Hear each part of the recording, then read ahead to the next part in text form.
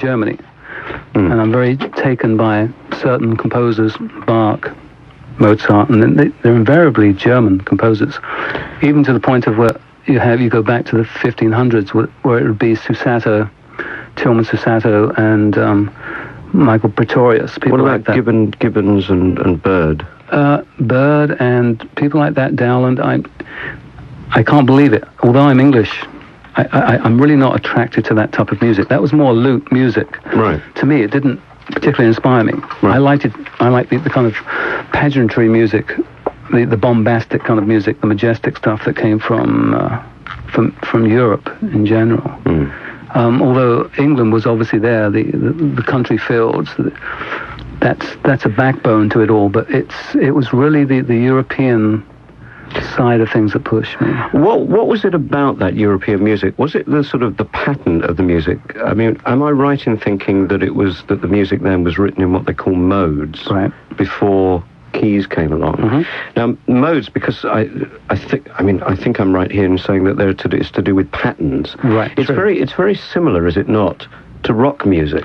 Very similar. You have a repeated riff, which could be, as in Gregorian times, which is more the 1300s, you had this repeated Gregorian chant. And then you had the Ambrosian chants. But my music, what I inspires me, came about probably about 1510, 1520, up until the 1600s. Then it started changing again. You got into Monteverdi, and that became a lot of counterpoint music, more symphonic. Then it went on to Bach. But my stuff that really excites me is the 1500s. Well, look, we're going to talk about a lot of your influences. I mean, particularly when, Deep Purple played that concerto, which we'll talk about later. That was in the 1500s too.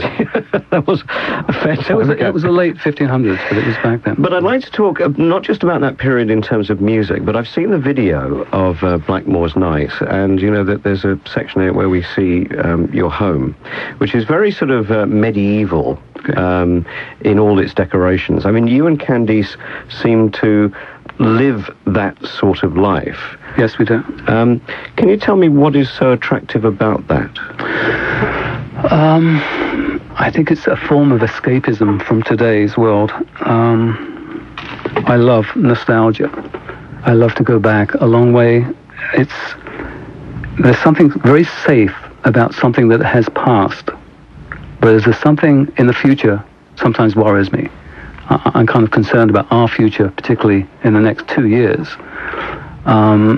This type of music, I think, will take over. When all the computers break down in the year 2000, this is the music I think people will run into the woods, shed their clothes, and listen to medieval music. But that's the music. I mean, I'm talking about the sort of living your lifestyle. Yes, the lifestyle is, we do everything in our house. We have a lot of tapestries, and most of our friends are into the Renaissance music, and we dress up in the Candice obviously dresses up in the medieval clothing all the time, nearly all the time, and I alternate from the medieval clothing to the women's clothing with the stiletto heels. Because that's, although I'm digressing here. I do get the impression you're winding me up here slightly. No, this is serious stuff. I mean, I'm seeing a therapist about this. It is, I just happen to like 6-inch heels and all that stuff. You are winding me up. Yeah. Right. My guest here in Long Island, New York, deliberately wasting your time. Ritchie Blackmore. We'll be back on Talk Radio in a